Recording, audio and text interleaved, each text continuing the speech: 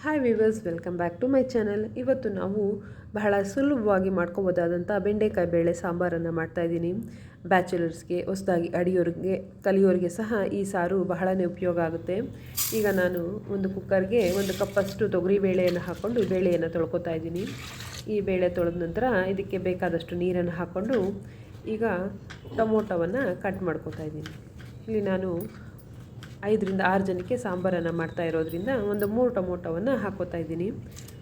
ಈಗ ಕಟ್ ಮಾಡಿರೋ ಟೊಮೊಟೊವನ್ನು ಹಾಕ್ಕೊಂಡು ಈ ಕುಕ್ಕರನ್ನು ಒಂದು 3 ವಿಷಿಲ್ ಕೂಗಿಸ್ಕೊಳ್ಳೋಣ. ಈ ಬೇಳೆ ಬೇಯೋಷ್ಟೊತ್ತಿಗೆ ನಾವು ಬೆಂಡೆಕಾಯನ್ನು ತೊಳ್ಕೊಂಡು ಇವನ್ನೆಲ್ಲ ಬಟ್ಟೆಯಿಂದ ಒರೆಸ್ಕೊತಾ ಇದ್ದೀನಿ. ಈ ರೀತಿಯಾಗಿ ಬೆಂಡೆಕಾಯಿ ಒರೆಸೋದ್ರಿಂದ ಇದರಲ್ಲಿ ಲೋಳೆ ಕಮ್ಮಿ ಆಗುತ್ತೆ. ಈಗ ಬೆಂಡೆಕಾಯನ್ನು ಸ್ವಲ್ಪ ದೊಡ್ಡ ಪೀಸಾಗಿ ಕಟ್ ಮಾಡ್ಕೊತಾ ಇದ್ದೀನಿ. ನಾವು ಸಾಂಬಾರಿಗೆ ಬೆಂಡೆಕಾಯಿ ಕಟ್ ಮಾಡಬೇಕಾದ್ರೆ ಯಾವಾಗಲೂ ಸ್ವಲ್ಪ ದೊಡ್ಡ ಪೀಸ್ ಹಾಕ್ಕೊಂಡ್ರೆ ಚೆನ್ನಾಗಾಗುತ್ತೆ. ಈಗ ಬೆಂಡೆಕಾಯಿ ಎಲ್ಲ ಕಟ್ ಮಾಡ್ಕೊಂಡಿದ್ದೀನಿ. ಈಗ ಒಂದು ಪ್ಯಾನ್ಗೆ ಎಣ್ಣೆ ಹಾಕ್ಕೊಂಡು ಈಗ ಕಟ್ ಮಾಡಿರುವ ಬೆಂಡೆಕಾಯಿನ ಉರಿಲಿಕ್ಕೆ ಹಾಕ್ಕೊಂಡಿದ್ದೀನಿ. ಈ ಬೆಂಡೆಕಾಯಿನ ಮೀಡಿಯಮ್ ಫ್ಲೇಮಲ್ಲಿ ಒಂದು 10ರಿಂದ 15 ನಿಮಿಷ ಚೆನ್ನಾಗಿ ಹುರ್ಕೊಳ್ಳೋಣ. ಅಷ್ಟೊತ್ತಿಗೆ ಬೇಳೆ ಕೂಡ ಬೆಂದಿದೆ. ಈಗ ಒಂದು ಪಾತ್ರೆಯನ್ನು ಇಟ್ಕೊಂಡು ಇದಕ್ಕೆ ಸ್ವಲ್ಪ ಎಣ್ಣೆ ಹಾಕ್ಕೊಂಡಿದ್ದೀನಿ. ಸಾಸಿವೆ, ಈರುಳ್ಳಿ ಮತ್ತು ಸ್ವಲ್ಪ ಕರಿಬೇವನ್ನು ಸೇರಿಸ್ಕೊಂಡು ಒಗ್ಗರಣೆ ಹಾಕ್ಕೊಂಡಿದ್ದೀನಿ.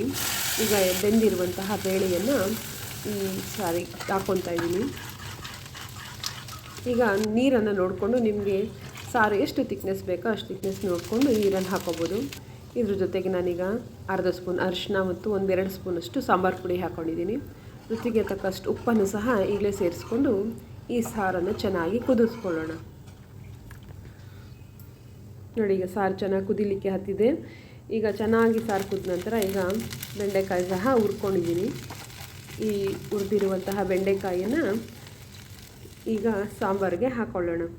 ಸಾರು ಆಲ್ರೆಡಿ ಚೆನ್ನಾಗಿ ಕುದ್ದಿರೋದ್ರಿಂದ ಬೆಂಡೆಕಾಯಿ ಸಹ ಹುರ್ಕೊಂಡಿರೋದ್ರಿಂದ ಸಾರು ಬಹಳನೇ ಬೇಗ ಆಗೋಗುತ್ತೆ. ಈಗ ಹುರಿದಿರುವಂತಹ ಬೆಂಡೆಕಾಯಿಯನ್ನು ಹಾಕೋತಾ ಇದ್ದೀನಿ. ಈ ಬೆಂಡೆಕಾಯಿ ಸೇರಿಸಿದ ನಂತರ ಒಂದು 5 ನಿಮಿಷ ಕುದಿಸ್ಕೊಂಡ್ರೆ ಸಾಕಾಗುತ್ತೆ. ಯಾಕಂದರೆ ಬೆಂಡೆಕಾಯಿ ಆಲ್ರೆಡಿ ಹುರ್ಕೊಂಡಿದ್ದೀವಲ್ಲ. ಈಗ ನೋಡಿ, ರುಚಿಕರವಾದ ಈ ಬೆಂಡೆಕಾಯಿ ಬೇಳೆ ಸಾಂಬಾರು ರೆಡಿಯಾಗಿದೆ. ಈ ಬಿಸಿ ಬಿಸಿ ಅನ್ನ ಮುದ್ದೆಗೆ ಸಹ ಈ ಸಾರು ಬಹಳನೇ ರುಚಿಯಾಗಿರುತ್ತೆ. ಇದೇ ರೀತಿಯಾಗಿ ನೀವು ಸಹ ಮಾಡಿ ಹೇಗೆ ಬಂತು ಅಂತ ತಿಳಿಸಿ. ನಮ್ಮ ವಿಡಿಯೋ ನಿಮಗೆ ಇಷ್ಟ ಆಗಿದರೆ ಪ್ಲೀಸ್ ಲೈಕ್ ಮಾಡಿ, ಶೇರ್ ಮಾಡಿ, ಸಬ್ಸ್ಕ್ರೈಬ್ ಮಾಡಿ.